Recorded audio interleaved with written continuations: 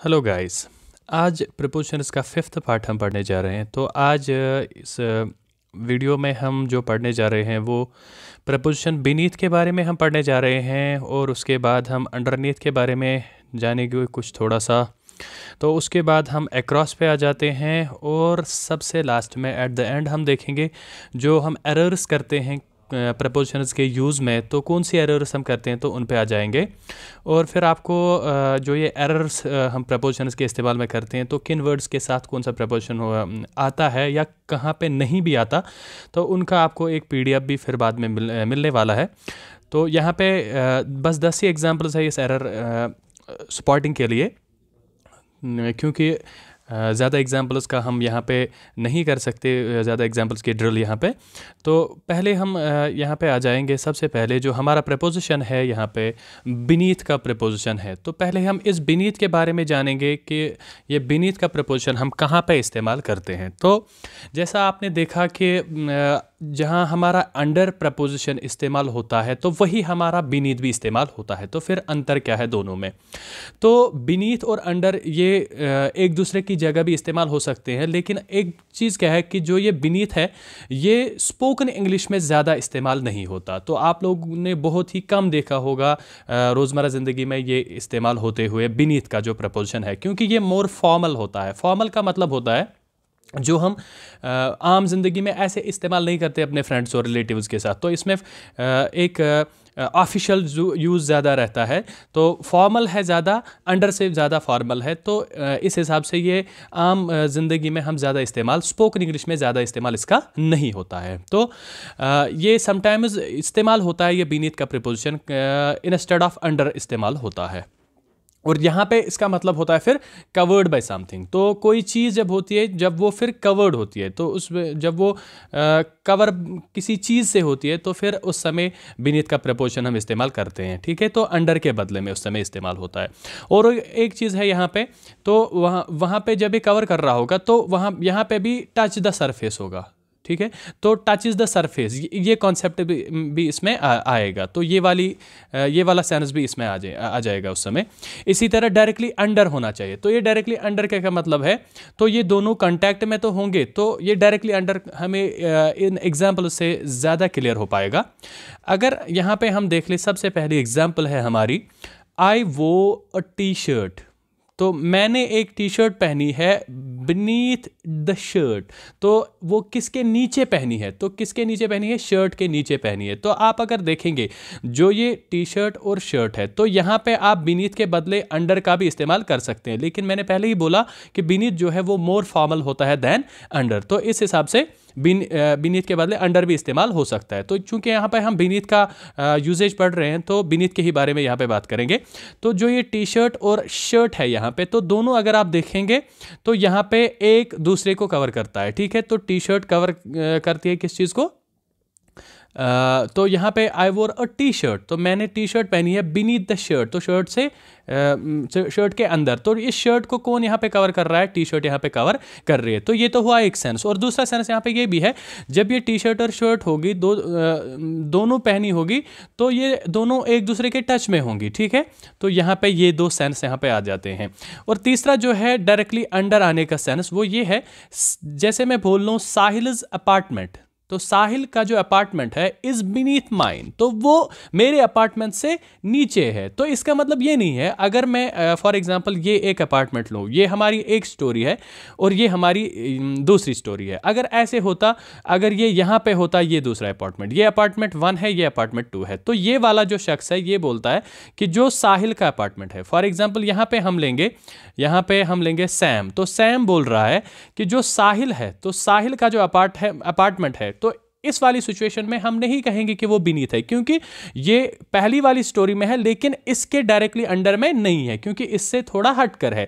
अगर यही वाला यहाँ पे होगा, ऐसे होगा, तो ये दोनों जो यहाँ पे होंगे तो इनकी सीलिंग जो यहाँ पे टच कर रही होगी, तो यहाँ हम कह सकते हैं कि जो साहिल का अपार्टमेंट है, साहिल का अपार्टमेंट ये वाला, तो ये मेरे अपार्टमेंट के नीचे है। तो इन दोनों की यहाँ पे टच क्या कर रही है? सीलिंग यहाँ पे टच कर रही है। तो ऐसा जाके हम फिर बोल सकते हैं, लेकिन अगर ऐसे होगा तो फिर हम नहीं कह सकते हैं कि ये हमारे इसके बीनीथ है। ठीक है, तो ये डायरेक्टली अंडर होने का मतलब यहाँ पे सेंस ऐसे ही आता है कि ये दोनों क्या होने चाहिए, एक दूसरे के नीचे होने चाहिए, ठीक है। तो उसके बाद हम यहाँ पे आ जाते हैं, तो हमारा और एक इसका यूजेज बनता है, वो क्या है, ये इस्तेमाल होता है when someone is hiding something. तो कोई चीज़ जब कोई क्या कर रहा है, वो छुपा रहा है, मास्क कर रहा है, यानी कोई मास्क वो पहन रहा है या कोई चीज़ छुपा रहा है, कोई भी चीज़ हो, चाहे किसी जज्बे को छुपा रहा हो, चाहे किसी इमोशन को छुपा रहा हो, तो इस छुपाने के लिए कि हम क्या कर रहे हैं, तो इसके लिए हम बीनीथ का इस्तेमाल करते हैं। जैसे एग्जाम्पल में दिया हुआ है, there is a sad person. तो कभी कभार आपने ज़िंदगी में देखा होगा, कोई शख्स ऐसा होगा जो मतलब हर समय हमें लगता है कि हंस रहा है, लेकिन कोई उसको पहचान जाता है तो फिर उसको कभी कभार कह लेता है, नहीं आप तो ऐसे नजर आते हो हंसते हुए, लेकिन आपके इस हंसते हुए चेहरे के पीछे कोई ना कोई तो वजह है, कोई ना कोई कोई शख्सियत तो ऐसी है जो शायद खुश नहीं है। तो ऐसे क्योंकि वो छुपा रहा है अपनी शख्सियत को, क्योंकि वो छुपा रहा है अपने उस दुख को, तो हम ऐसे बोल सकते हैं there is a sad person. तो एक मायूस आदमी, एक मायूस शख्सियत बीनीथ द हैप्पी फेस, इस खुश चेहरे के पीछे जो है, इस खुश चेहरे के अंदर जो है, इस खुश चेहरे के भीतर जो है, तो वो क्या है, तो वो एक ये मायूस एक शख्स हमें दिख रहा है, तो ठीक है, तो वो छुपा रहा है यहाँ पे। तो जब ये छुपाने का सिलसिला ऐसे आता है तो वहां पे प्रीपोजिशन बीनीथ का इस्तेमाल होता है, ठीक है। तो ऐसे ही आगे चलते हैं, तो यहाँ पे और एक चीज़ ये दिखा रहा है, जब हम टॉक करें अबाउट पीपल्स इमोशंस, फीलिंग्स और एक्शंस, तो यहाँ पे हाइडिंग के बारे में था, यहाँ पे छुपाने के बारे में था, ये इस वाला सेंस निकल आता था। लेकिन अगर ये वाला सेंस भी आ जाए कि कोई किसी जज्बे का मतलब उसके बारे में बात कर रहा हो या किसी फीलिंग के बारे में बात कर रहा हो, तो मान लो मैं एक एग्जांपल आपको देता हूं। सपोज हमारे पास एक कपल है, ठीक है, तो एक कपल है हमारे पास, तो वो हमेशा आप देख रहे हैं कि वो लड़ते रहते हैं, ठीक है। तो फिर अब इनमें से कोई जाता है अपने फ्रेंड के पास जाता है, तो फिर अपनी फ्रेंड को बोल देता है, मैं तंग आ गया हूं इस रोज रोज के झगड़े से, तो हर रोज हम ऐसे एक दूसरे से लड़ते झगड़ते रहते हैं।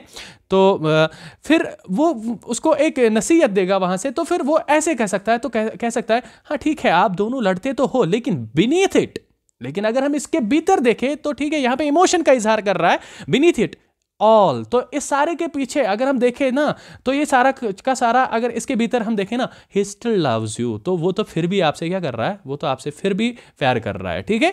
तो ये ऐसा हुआ कि जब कोई अपनी फीलिंग को, मतलब इसके बारे में जब बात की जाती है या इमोशंस के बारे में जब बात की जाती है, जैसा कि यहाँ पे एग्जाम्पल में आपको क्लियर हुआ, तो बीनीथ इट ऑल, तो लड़ते थे, तो अब किसी ने जाके उनसे बोला, हाँ ठीक है आप दोनों लड़ते तो हो, हाँ वो आपको शायद बुरा भला कहता है, लेकिन बीनीथ इट, लेकिन इसके भीतर अगर आप देखोगे ना, वो तो आपको क्या कर रहा है, प्यार कर रहा है। इसी तरह to talk about level of dignity and principles, तो जब किसी मतलब उसूल की बात आ जाए, तो किसी की इज्जत की बात आ जाए, तो वहां पे जाके ये इस बीनीथ का इस्तेमाल होता है। तो कैसे, सपोज आप किसी शख्स को देख लिया किसी ने, तो उसको बोला मैंने सुना, तो वो जानता है उसको, हाँ मैंने सुना तो कोई बोल रहा था आप तो रिश्वत लेते हैं, तो ये शख्स वहां से जवाब दे रहा है, नहीं, क्या बोल रहा है, ऐसे बोल रहा है, एक्सेप्टिंग, आपको क्या मालूम नहीं है, accepting bribe is beneath my level, आपको ये मालूम नहीं है शायद जो ये रिश्वत लेना ये मेरे उसूलों के खिलाफ है, इज बीनीथ माई लेवल, तो ये मेरे उसूलों के खिलाफ है, ये मेरी डिग्निटी के खिलाफ है, ये मेरे प्रिंसिपल्स के खिलाफ है। तो ऐसे जब किसी की डिग्निटी के बारे में बात की जा रही हो या उसूलों के बारे में बात की जा रही हो, तो वहां पर हम बीनीथ का प्रीपोजिशन इस्तेमाल कर सकते हैं। तो ये बीनीथ के बारे में था, कुछ इसकी यूजेस थी। इससे आगे चलते हैं, तो अंडरनीथ यहां पे और एक प्रपोजिशन हमें दिया हुआ है।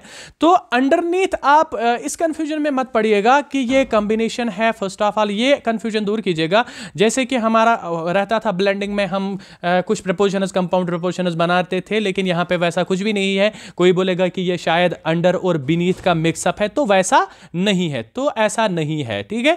तो ये क्या है, सिंपली एक नया वर्ड है, लेकिन ये एग्जैजरेटेड, तो मैं यहां पे एक वर्ड लिख लिया है मैंने, exaggerated यूज फॉर अंडर है, exaggerated वर्ड फॉर अंडर है, ठीक है। तो exaggerated का मतलब क्या है, एक्सेसिवली हाइटन्ड। एक्सेसिवली हाइटन्ड मतलब ये भी अंडरनीथ जो है ये भी एक फॉर्मल वर्ड है, ठीक है, स्पोकन इंग्लिश में ज्यादा इस्तेमाल नहीं होता है। तो ये भी अंडर का फॉर्मल वर्ड है एक एग्जैजरेटेड। तो एग्जैजरेटेड का मेरे कहने का मतलब है कि एम्फेसिस देने के लिए इस्तेमाल किया जाता है, ठीक है, एम्फेसिस देने के लिए। फॉर एग्जांपल आपको मैं एग्जांपल दे देता हूं तो शायद उससे समझ में आ जाए। सपोज कोई अपना क्या ढूंढ रहा है, कोई अपना फोन ढूंढ रहा है, तो मिल ही नहीं रहा था, तो वो इधर उधर ढूंढ रहा है, ठीक है। तो एक कमरे में भी जाके ढूंढता है, दूसरे कमरे में भी जाके ढूंढता है, तो इधर उधर सारी जगह जब सर्च किया तो मिल ही नहीं रहा है। तो अब कोई शख्स आ गया, तो उसने क्या किया, तो उसने जैसे ही सोफा उठाया तो वहां से उसने क्या पाया, तो वहां से उसने फोन पाया। तो वो क्या करेगा, अरे भाई आपका फोन तो इधर है, ठीक है। तो वो एम्फेसिस देके वहां पे ये कहेगा your phone is underneath the sofa. तो what are you looking for, तो आप क्या ढूंढ रहे हो, कहां ढूंढ रहे हो, where are you looking for it, तो कहां ढूंढ रहे हो इस चीज को आप, your phone is underneath the sofa, तो वो तो इसके नीचे है, ठीक है। तो यहां पे ये एम्फेसिस देने के लिए ये अंडरनीथ का इस्तेमाल होता है, ठीक है। तो उसके बाद और एक यूजेज है इसका, वो है समथिंग दैट इज अंडर। तो कोई चीज अंडर भी होगी, ठीक है, लेकिन कवर्ड भी होगी। तो यहां पे अगर हम देखें तो सोफा है, तो फोन जो है वो सोफा के नीचे है, तो ये फोन जो है वो कवर्ड होगा bye means of a sofa. तो ये वाला सेंस भी यहां पे आ जाता है, ठीक है। तो अंडरनीथ भी जो है वो फॉर्मल यूजेज है अंडर का, और एग्जैजरेटेड यूज है, यानी कि एम्फेसिस देने के लिए इस्तेमाल किया जाता है, और तब इस्तेमाल किया जाता है जब इस एक चीज ने दूसरी चीज को कवर किया होगा, ठीक। तो उसके बाद हम प्रेपोजिशन थ्रू पे आ जाते हैं। बहुत ही अच्छा प्रेपोजिशन है, काफी एग्जाम्स में पूछा जाता है। जब भी आपको कॉन्सेप्ट ऑफ, यहां पे जो प्रेपोजिशन थ्रू है, जब भी आपको कॉन्सेप्ट ऑफ ये टनल दिखे, ठीक है, तो कोई टनल है, ऐसा है टनल, तो इस टनल के बारे में जब बात की गई हो किसी भी सेंटेंस में, तो वहां पे आपको इस्तेमाल करना है प्रेपोजिशन थ्रू का। जैसे एग्जांपल में समझ लेते हैं, वी गो टू जम्मू, तो हम जाते हैं जम्मू। कहां से जाते हैं, तो डैश जवाहरलाल नेहरू टनल। तो ये आपने यहां से इसको पकड़ लिया, ठीक है। तो ये टनल के बारे में बात कर रहा है, ठीक है। तो जब ये टनल के बारे में बात की गई हो, तो जब कॉन्सेप्ट ऑफ टनल आ जाए, तो ये वाला सेंस जब आया जाए, तो यहां पे आपको क्या करना है इस्तेमाल, तो यहां पे थ्रू का इस्तेमाल करना है। तो यहां पे भी फिर क्या आ जाएगा, यहां पे भी फिर थ्रू का इस्तेमाल आ जाएगा। तो कॉन्सेप्ट ऑफ टनल दिया गया हो, तो वहां पे आप क्या करेंगे, वहां पे थ्रू का प्रीपोजिशन जो है वो इस्तेमाल करेंगे। इसी के साथ अगर आपको क्या दिया गया हो, from one end of something to other, अगर ऐसा सेंस हो, यानी एक जगह से एक एंड से दूसरे एंड तक जाने की जब बात की गई हो, फ्रॉम वन साइड, एक एंड से दूसरे एंड तक जाने की जब बात की गई हो किसी सेंटेंस में, तो वहां पे आपको प्रेपोजिशन थ्रू का इस्तेमाल करना है। जैसे अगर एक फॉरेस्ट है, ठीक है, तो अगर एक फॉरेस्ट है, तो यहां से यहां ये फॉरेस्ट है, बहुत सारे यहां पे पेड़ हैं इसमें, ठीक है, पौधे हैं, तो सारे के सारे इसमें श्रब्स हर्ब्स सारा कुछ है। तो आप क्या करते हैं, तो इसका एक इस फॉरेस्ट की एक बिगिनिंग होगी और एक एंडिंग होगी, ठीक है। तो हम कहेंगे कि हम एक एंड से, तो अगर हम ये यहां से आएंगे तो ये वाला भी तो फिर एंडिंग बना, तो ये दो इसके एंड है, ठीक है। तो एक एंडिंग को दूसरे एंडिंग तक जाने की जब बात की गई हो, तो वहां पे हम क्या करेंगे, वहां पे थ्रू का इस्तेमाल करेंगे। सपोज कोई कह रहा है दे वॉक्ड स्लोली, तो वो क्या कर रहे थे, वो चले, और उन्होंने क्या किया, कहां से चल रहे थे, थ्रू द वुड्स। तो कहां से चल रहे थे, थ्रू द वुड्स। तो जो फॉरेस्ट है हमारा, तो इसके थ्रू चल रहे थे, ठीक है। तो यहां पे थ्रू का इस्तेमाल होगा। इसी तरह इसका और एक जगह इस्तेमाल होता है, from beginning to the end of a time.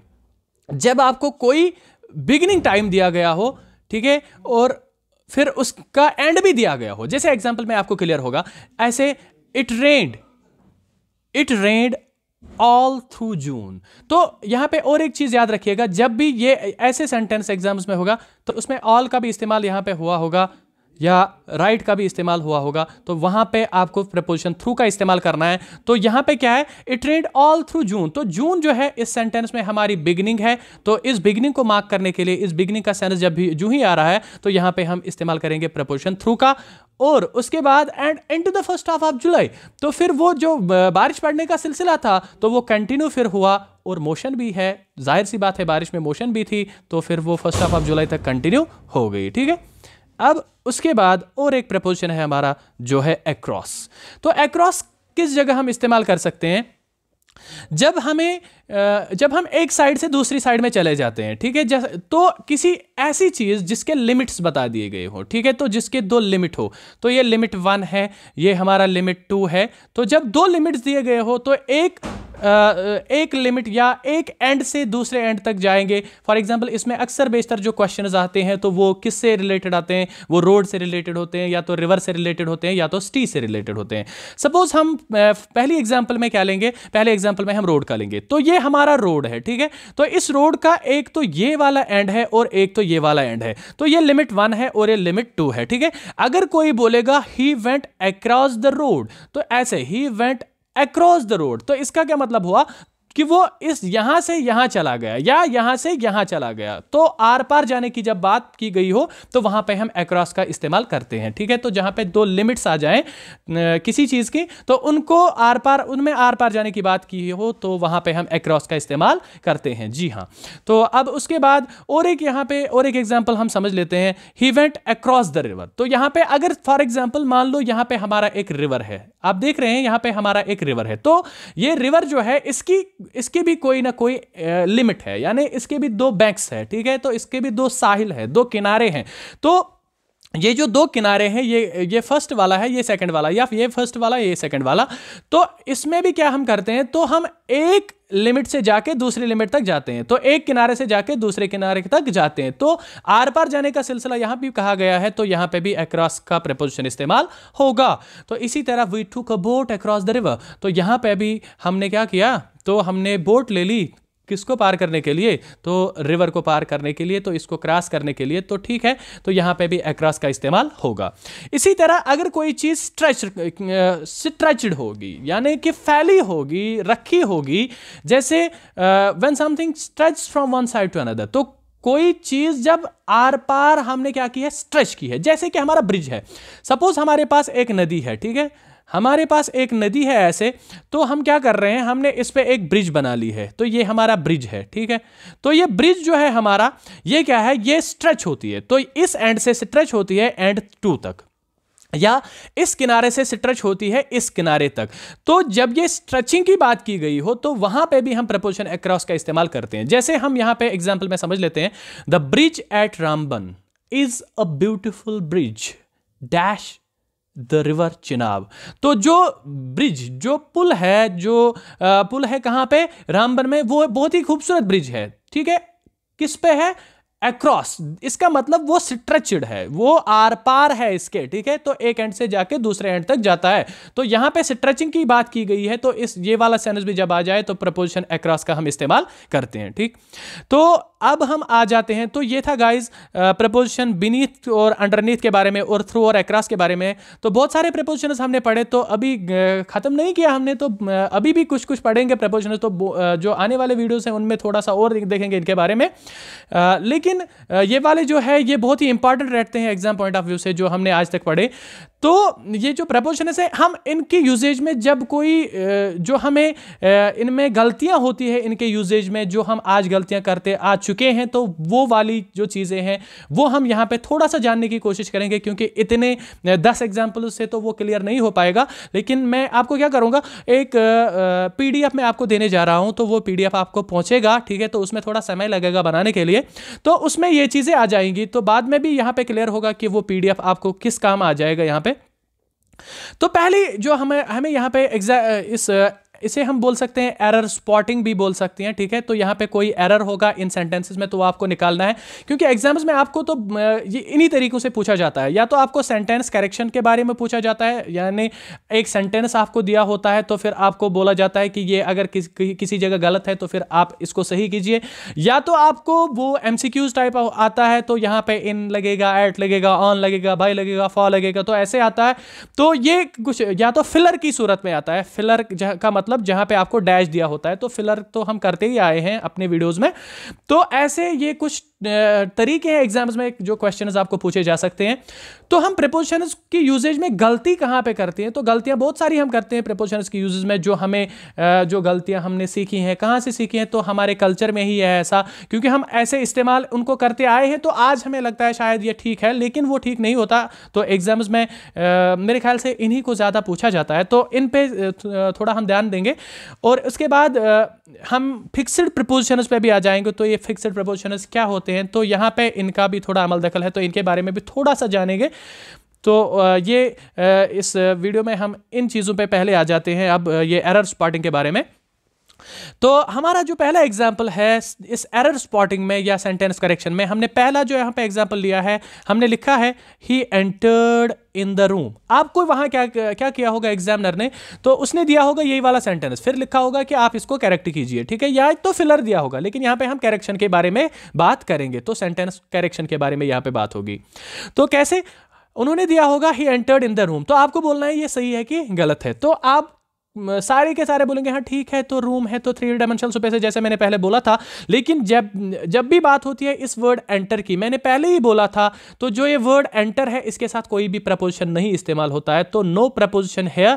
तो इसका मतलब यहां पे गलती है इसकी, ये इन हमें वापस निकालना है। तो यहां पे क्या करना है, ही एंटर्ड द रूम, तो खाली आएगा ही एंटर्ड द रूम। तो ऐसे ये पहला वाला ठीक होगा। तो दूसरा क्या है, she resembles with her parents, तो वो क्या कर रही है, रिजेंबल मीन इसका मतलब है कि वो मेल खा रही है, इसका मतलब अलाइक होना, तो उनसे मिलना, ठीक है। तो वो जो है ना वो रिजेंबल होती है किनसे, अपने पेरेंट्स से, ठीक है। तो यहां पे जो वर्ड है रिजेंबल, ठीक है। तो जैसे वर्ड एंटर अपने साथ कोई प्रपोजिशन नहीं लेता, वैसे ही रिजेंबल भी अपने साथ कोई प्रपोजिशन नहीं लेता। अब यहां पे क्वेश्चन अराइज होता है, तो यहां पे भी हमें क्या करना है, फिर she resembles with her parents, तो यहां पे ये विद है, ये निकालना है, तो बाकी सारा हमारा ठीक रहेगा, शी रिजेंबल्स हर पेरेंट्स, ऐसे हम कह सकते हैं, ठीक है। तो ये अब सही हो गया। लेकिन क्वेश्चन अराइज होता है कि क्यों हम यहां पे विद इस्तेमाल नहीं कर सकते, यहां पे इन नहीं इस्तेमाल कर सकते, या कोई भी प्रपोजिशन क्यों नहीं हम इस्तेमाल कर सकते हैं वर्ड एंटर के साथ, वर्ड रिजेंबल्स के साथ। तो ऐसा क्यों है, क्योंकि ये जो होते हैं ना, ये ट्रांजिटिव वर्ब्स होते हैं, ट्रांजिटिव वर्ब्स होते हैं। तो ट्रांजिटिव वर्ब्स का मतलब क्या होता है, हमारे पास दो तरह के वर्ब्स होते हैं, एक वर्ब होता है हमारा इनट्रांजिटिव, और दूसरा जो हमारा होता है वो होता है ट्रांजिटिव वर्ब्स। तो वर्ब की दो टाइप्स है, ठीक है। तो एक तो है ट्रांजिटिव, दूसरा है इंट्रांजिटिव। अगर मैं ऐसे लिख लूं, मैं लिख लूं सीता लाफ्स, ठीक, सीता लाफ्स, तो एक है सीता लाफ्स, मैंने जब तो गाइस अजान हो रही थी, तो इसलिए हमें थोड़ा सा पॉज लेना पड़ा यहाँ पे। तो हम बात कर रहे थे जो ये एंटर्ड ये वर्ड है हमारा, तो यहाँ पे भी प्रपोजिशन का इस्तेमाल नहीं होगा, और रिजेंबल्स में भी प्रपोजिशन का इस्तेमाल नहीं होगा। तो क्यों नहीं होगा, क्योंकि हमारे पास जो वर्ब होते हैं तो वो दो तरह के होते हैं, एक को हम बोलते हैं इनट्रांजिटिव, इनट्रांजिटिव, तो दूसरा जो है हमारा उसको हम बोलते हैं ट्रांजिटिव, ठीक है। तो ये इंट्रांजिटिव क्या होता है, अगर मैं ऐसे बोल लूं सीता लाफ्स, सीता लाफ्स, ठीक है। तो सीता लाफ्स, यहां पे कौन सा वर्ब है, ये हमारा सब्जेक्ट रहता है, जिसको हम बोलते हैं डूअर ऑफ एन एक्शन, जिसको हम काम करने वाला बोलते हैं, इसमें फाइल भी बोल सकते हैं, ठीक है। तो लाफ्स जो है हमारा, ये हमारा वर्ब है। अगर हम यहां पे देख लें, मैं आपसे क्वेश्चन पूछ सकता हूं सीता लाफ्स, तो सीता हंस रही है, ठीक है। मैं ऐसे पूछ सकता हूं किस पे हंस रही है, तो ये हमें क्या क्लियर है, नहीं है। मैं ऐसे भी पूछ सकता हूं कि सीता जो लाफ कर रही है किस पे लाफ कर रही है, तो ये भी हमें क्लियर नहीं है। तो इसमें जो ये हंसने का जो एक्शन है, तो हंसने का जो ये काम है, ये सीमित रहता है, ये क्या रहता है, ये स्पेसिफिक रहता है टू सीता, तो ये खाली सीता से ही मुंसलिक रहता है, तो इसी से स्पेसिफाइड रहता है, तो इससे आगे नहीं चलता।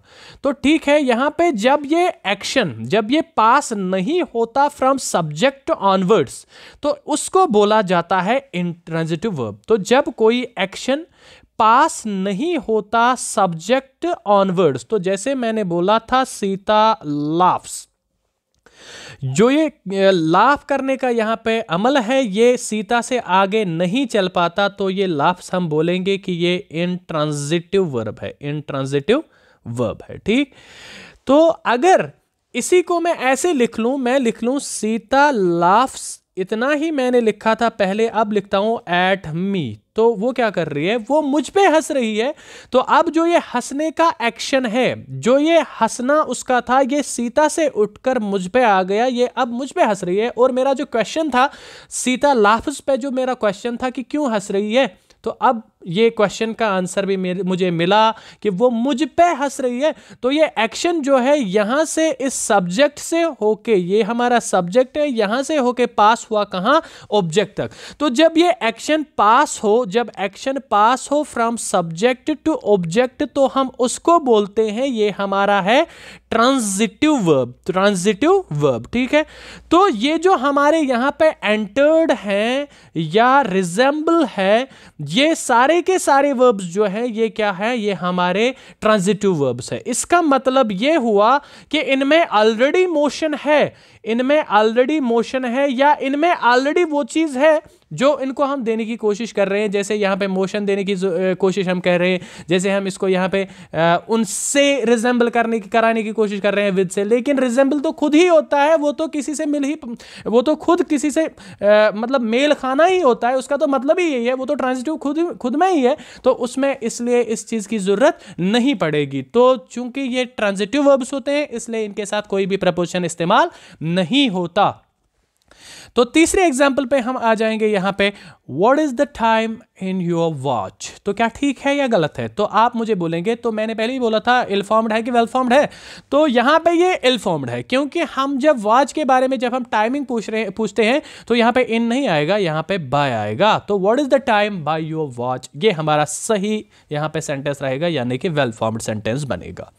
तो चौथी जो हमारी यहां पे एग्जाम्पल है, यहां पे क्या है, we need to discuss about the problem. तो हमें क्या करना चाहिए, हमें इस प्रॉब्लम पे बहस करनी चाहिए।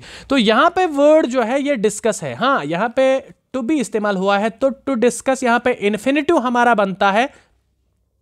इन्फिनिटिव के बारे में हमने पहले ही बात की है, तो इन्फिनिटिव हमारा यहां पे बनता है जो two plus base form of verb होता है, तो यहां पे भी टू और बेस फॉर्म ऑफ वर्ब है डिस्कस, ठीक है। तो इन्फिनिटिव का यूज तो हमें समझ में आ गया, लेकिन ये अबाउट क्या कर रहा है यहां पे, तो इस अबाउट को बाहर निकालें, क्योंकि ये डिस्कस जो है यहां पे, ये भी एक ट्रांजिटिव वर्ब है, तो यहां पे भी प्रपोजिशन फिर बाद में इस्तेमाल नहीं होगा। तो we need to discuss the problem आएगा, तो ये हमारा फिर सही सेंटेंस बनेगा। तो इसी तरह अगर हम देखें यहां वी नीड टू डिस्कस के बाद पांचवा जो हमारा है यहां, she order for 2 cups of T.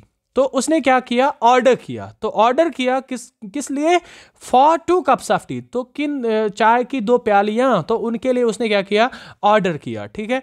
यहां पे भी जो ये ऑर्डर्ड है, ये भी ट्रांजिटिव वर्ब है हमारा, तो इसलिए यहां पे भी फॉर नहीं आएगा। जब ये वर्ब होगा तब फॉर नहीं होगा, क्योंकि अगर ये ऑर्डर एज अ नाउन इस्तेमाल हुआ, अगर यही ऑर्डर एज अ नाउन इस्तेमाल हुआ तब तो आएगा। जैसे यहां पे है, she gave an order for 2 cups of tea, तो यहां पे order is equal to noun, तो यहां पे ये नाउन है, यहां पे ये वर्ब है। तो जब ये वर्ब होगा, क्योंकि ट्रांजिटिव और इंट्रांजिटिव तो हमारा वर्ब होता है, यहां पे जो वर्ब है हमारा वो तो गेव है, तो यहां पे ऑर्डर जो है नाउन है, इसलिए यहां पे इसके साथ फिर प्रपोजिशन फॉर का इस्तेमाल होगा। लेकिन यहां पे she order for 2 cups of T, इस वाले में गलत इस्तेमाल है इसके साथ फॉर इस्तेमाल करना, क्योंकि ऑर्डर जो है वो हमारा क्या है, ट्रांजिटिव वर्ब है, तो यहां पे भी कोई भी प्रपोजिशन इस्तेमाल नहीं होगा। तो ये कुछ एरर्स है जो हम कॉमनली हम करते आए हैं। तो इसी तरह एग्जामिनर भी हमें फिर इन्हीं के बारे में पूछता रहता है, तो हमें बहुत सारी चीज़ें जाननी है। तो मैंने तो 10 एग्जाम्पल्स यहाँ दी है, तो इनसे तो बात बनेगी, ठीक है, लेकिन हमें इससे भी थोड़ी मेहनत करनी पड़ेगी। तो उसके लिए हमें आपको PDF देनी पड़ेगी, तो उसमें जाके आप देख सकते हैं कि किन वर्ड्स के साथ क्या लगता है। तो और एक चीज़ है फिर जो हमारी 6th एग्जाम्पल है, He is blind to one eye। तो इसको आपको ठीक करना पड़ेगा। He is blind to one eye, कोई बंदा है तो कुदरत ने ऐसा दिया है, He is blind to one eye, तो यहाँ पे क्या है, हम बोल रहे हैं कि वो एक आंख से अंधा है। तो यहाँ पे blind जो हमारा लफ्ज़ है, हमारा वर्ड है, ये प्रीपोजिशन टू अपने साथ नहीं लेता। तो यहां पे क्या आएगा, he is blind in one eye. क्यों, जब फिजिकल ब्लाइंडनेस होगी, जब नेचर की तरफ से कोई फिजिकल ब्लाइंडनेस उसको होगी, तब टू नहीं आता, तब इन आता है, ठीक है।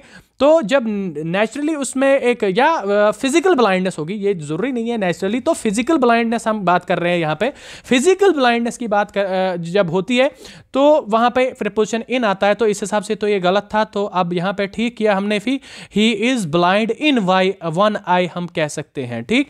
लेकिन अगर यही blind, same is the case here also, अगर यही ब्लाइंड एज अ नाउन इस्तेमाल हुआ, जैसे कि यहां पे अगर मैं ऐसे लिख लूं, he is blind to the faults of his son, तो कोई शख्स है, उसका जो बेटा है शायद किसी गलती में मुब्तला है, तो उसको दिख ही नहीं रही है, तो कोई उसे बोल रहा है यू आर ब्लाइंड, या हम ऐसे थर्ड पर्सन किसी को बोलते हैं ही इज ब्लाइंड, तो वो क्या है, ब्लाइंड। ब्लाइंड यहां पे ये फिजिकल वाला ब्लाइंड नहीं है, यहां पे ब्लाइंड का मतलब ये बराबर है किसके, अननोन, यानी उसको पता ही नहीं है।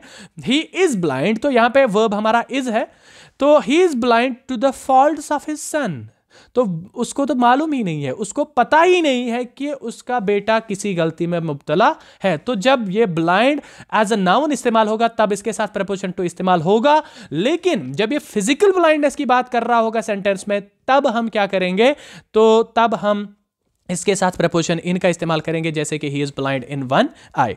इसी तरह और एक एग्जांपल है हमारे पास यहाँ पे, ही वाज एक्यूज्ड या गिल्टी, तो दो चीजें दी हुई हैं यहाँ पे, he was accused and guilty. Accused या गिल्टी होना, इसका मतलब किसी के सर इल्ज़ाम लगना, टू बी चार्ज विद, तो कोई इल्ज़ाम लगना, ठीक है। तो यहाँ पे क्या लिखा है, ही वाज एक्यूज्ड या गिल्टी विद मर्डर, तो यहां पे ये बात याद रखनी है कि ये फिक्स्ड प्रीपोजिशन है यहां पे, तो हमें एक क्लास ऑफ प्रीपोजिशन है, एक क्लास ऑफ वर्ब्स है हमारा, तो वहां पे क्या है, वहां पे हमें वही प्रीपोजिशन इस्तेमाल करने होंगे जो वो अपने साथ लेते हैं। तो इनमें क्या है, ये फिक्स्ड वाले प्रीपोजिशन रहते हैं, तो हमें वो वर्ब्स जानने पड़ेंगे, तो उन पे हमें थोड़ी सी ड्रिल करनी पड़ेगी, उन पे थोड़ी सी प्रैक्टिस करनी पड़ेगी। इसीलिए मैं उसकी आपको पीडीएफ देने जा रहा हूं, तो उसमें थोड़ा टाइम लगेगा, तो उसमें एग्जाम्पल्स भी रहेंगी आपकी बाकी प्रीपोजिशन के रिलेटेड, और जो ये फिक्स्ड प्रीपोजिशन वाले हैं जो अपने साथ कोई फिक्स्ड प्रीपोजिशन ही लेते हैं, तो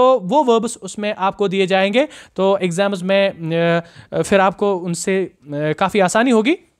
तो जैसे यहां पे है अभी एक्यूज जो है हमारा वर्ब, तो ये हमेशा अपने साथ क्या लेता है, ये हमेशा अपने साथ ऑफ लेता है, तो यहां पे जो ये विद था ये हमारा एरर यहां पे निकल आया, तो हम लिखेंगे he was accused of murder, he was accused या गिल्टी ऑफ मर्डर, तो विद यहां पे नहीं आएगा क्योंकि ये फिक्स्ड प्रीपोजिशन है, तो यहां पे एक्यूज्ड के साथ ऑफ आता है।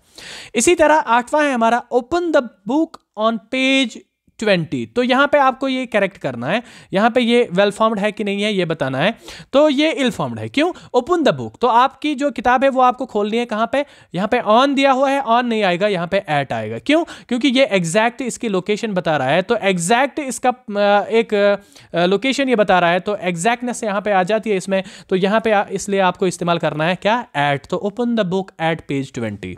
इसी तरह जो हमारे पास और एक एग्जाम्पल है यहां पे 9वीं example, he wants to get rid from his friends, तो यहां पे rid है हमारा ये word, he wants to get rid from his friend, तो जब ये rid आता है तो ये भी फिक्स्ड प्रीपोजिशन में आता है, तो ये वो वर्ब है जो अपने साथ from नहीं लेता, ये अपने साथ क्या लेता है, off लेता है, तो he wants to get rid of his friend, तो ऐसे आएगा he wants to get rid of his friend, तो हमारा सेंटेंस जो है वो ठीक होगा। इसी तरह he came with bag and baggage, तो बोरिया बिस्तर समेत आ गया, he came with bag and baggage, तो यहां पे आपको जब सेंटेंस ये करेक्ट करना पड़ेगा, तो वेल फॉर्म्ड इसको बताना पड़ेगा है कि नहीं है, तो हम क्या करेंगे, हम यहां पे देखेंगे जो बैग एंड बैगेज है ये एक फ्रेज है, बोरिया बिस्तर समेत, तो ये अपने साथ यहां पे विद नहीं लेगा, सिंपली यहां पे आएगा ही केम बैग एंड बैगेज, तो ये विद काट लो, तो आपका सेंटेंस जो है वो क्या होगा, वो वेल फॉर्म्ड बनेगा, ही केम बैग एंड बैगेज। तो गाइज ये आज का जो लेसन था प्रपोजिशंस बीनीथ के बारे में, जो मोर फॉर्मल होता है, इंस्टेड ऑफ अंडर इस्तेमाल होता है, टच जब सरफेस कर रही होगी डायरेक्टली अंडर होगा, तो वो एग्जांपल्स में आपने समझा, या जब कोई चीज़ कोई छिपा रहा है तो उसके बारे में इस्तेमाल होता है, या किसी फीलिंग्स या इमोशंस के बारे में इस्तेमाल होता है, उनको दिखाने के लिए इस्तेमाल होता है, या डिग्निटी या प्रिंसिपल्स के बारे में इस्तेमाल होता है, तो इनका कॉन्सेप्ट, इनका सेंस जब आ जाए तो वहाँ पे बीनीथ का इस्तेमाल होता है। इसी तरह अंडरनीथ एग्जैजरेटेड होता है फॉर अंडर, तो यानी एक्सेसिवली हाइटन्ड यानी मोर एम्फेसिस के साथ ये इस्तेमाल होता है उस समय, और क्या होता है, तो वह उस समय कोई सरफेस कोई चीज़ कवर की गई होती है दूसरी चीज़ से।